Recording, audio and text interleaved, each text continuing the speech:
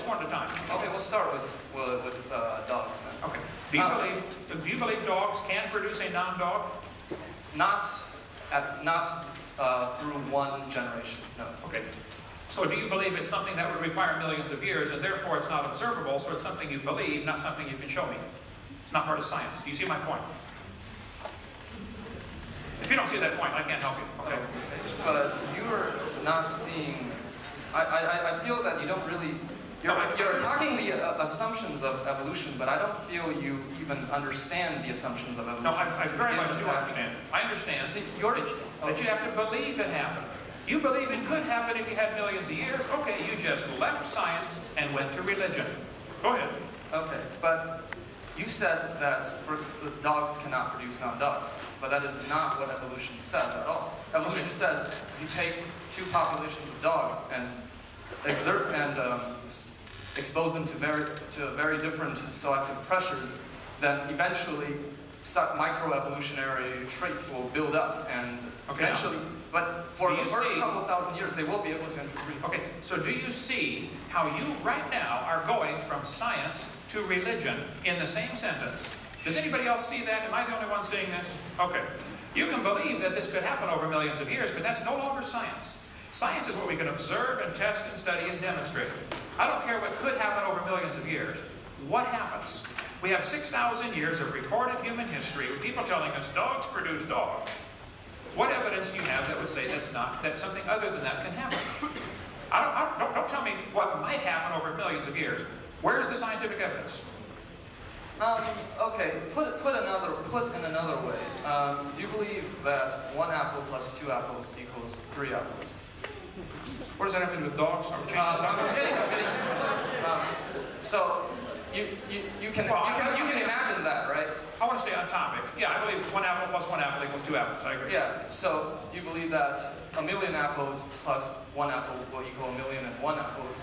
Or 1,000,000 plus 2,000,000 apples will equal 2,000,000 apples? If you're going to give me every possible example, we're going to be here for a long time. Okay. Well, you've never sat down and added. Yeah, I taught math. I believe that. Yeah. I understand. Okay.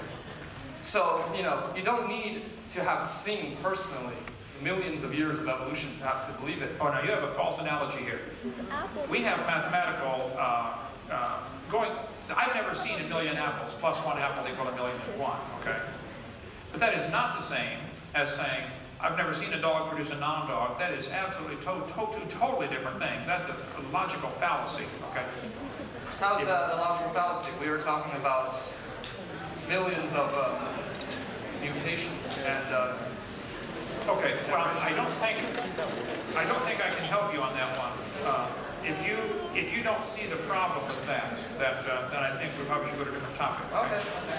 So, I guess I'm taking up a lot of time. One last. Well, we just limit to 2 questions. Two questions, and then get in line again if you want. Yeah, they get in line again. Yeah, Skip, come on back. I want to see you. Go ahead. You had another question about vestigial structures? Okay, yeah, so my last one.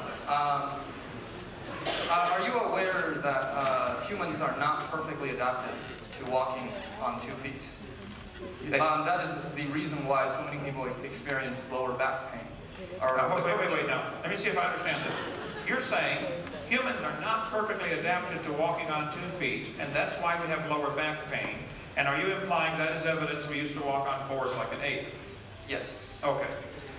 Could it be there's our ancestors, we ourselves never did. Okay, there are an awful lot of people that do not experience lower back pain. There are cultures all over the world that don't have the lower back pain America does because maybe they have different dietary reasons or different exercise reasons, or maybe there's another reason for the lower back pain. If people have lower back pain, that would not be proof of an ape-like ancestor, and that would be the opposite of evolution. No, it would not be the opposite of evolution. Yes, it is. I would love to explain why it's not. Okay, where's an example of where we're gaining something new? We're gaining the ability to walk on 2 legs and thus have 2 appendages free to hold things. Who taught you that? And why did you believe it? I didn't teach you that. No. I come here more often. I gotta come here more often. That's just what I need. Okay. I'll come here as often as you can find somebody to debate me, brother. You can call me, I'll drop it on. You cite the imperfection of evolution as evidence against it, where in actuality it's evidence for it. Okay, first I would say I don't think the human back is poorly designed for walking upright. I think it's designed just fine. Now, I walk around just fine. If you're having trouble, you can see a chiropractor or something. Now, but the example you're giving is a lousy example for evolution. When you consider that you and I, standing here today, are copies off of a copy, off of a copy, off of a copy, off of a copy, off of a copy, I would say, of Adam 6,000 years ago, and you would say off of a monkey 3 million years ago. Either way, there are many copies have been made in here. It's amazing we can even be having this conversation. The original DNA code must have been incredibly complex to survive all this long copying process. So if there are flaws in the human anatomy today, defects, okay, it's a result of thousands of years of genetic problems, of genetic load, of mutations that are degenerative, not helping. If there's a low back problem today, that's not helping, that's not evidence for the evolution theory. I don't know how you can't see that. Oh God, I could go on all night, but maybe I'll leave it to the next guy and take it up. Yeah, you can come on back and go on all you want, okay? Go ahead. My name is Philip Hong. I'm a bioengineering student third year here. Oh, slow down here. Philip, and you're a what? Philip Hong, I'm a bioengineering student. A biology student? Bioengineering. Bioengineering. So biology and engineering. Biology engineering student? Yes. Okay. I'm also third year. First of all, I'd like to say that it's really been a pleasure being here with you. You're a really good speaker, first of all. I think if I ever owned a business, I'd really like you to be one of my salesmen first. I'll take it as a modified compliment, okay? One thing I want to bring up is the fact that you mentioned that we shouldn't be teaching licensed schools. So my question is, what would we be teaching if we wouldn't be teaching those quote-unquote licensed? If the things I brought up tonight were taken out of the books, there is still a huge amount of biology. I think most biologists, even evolutionary biologists, know an enormous amount of biology that they should be teaching to the next generation. Kids, these are the muscles, these are the bones, these are the tendons, these are the organs, this is the function, here's how the chemicals work. The origins subject is unrelated. It has nothing to do. You could learn all the muscles, all the bones, all the insertion points. You could learn a huge amount of biology without ever touching the origin subject. I don't think in public schools they should be allowed to discuss origins at all, because you're going to upset somebody no matter what you do. The majority of Americans do not believe in evolution. So why is the minority view being taught? And it's unrelated to biology. So if you took the lies out of the textbook, let's say we took out 30 pages out of your book, okay? You still have a huge textbook and a lot of biology to learn. I am not against biology. I think the kids ought to know the names of the muscles. I taught biology and anatomy. I think the kids ought to learn those things. That's great. But origins and evolution has nothing to do with it.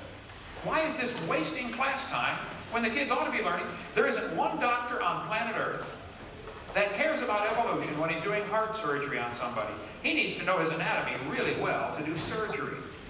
Evolution has nothing to do with anything practical in the medical field, except you might want to talk about bacterial resistance, and I pointed out it's a loss of information. So that would be a lousy example for evolution too. So if you want to do surgery on somebody, if you're going to be a surgeon, I would like you to really study biology, and I don't care what you know about evolution, it's unrelated. And many famous surgeons are Christians and creationists. The guy who invented the MRI is a creationist, okay? The guy who invented Gatorade, one of the world's experts on absorption of minerals into the body, is a creationist.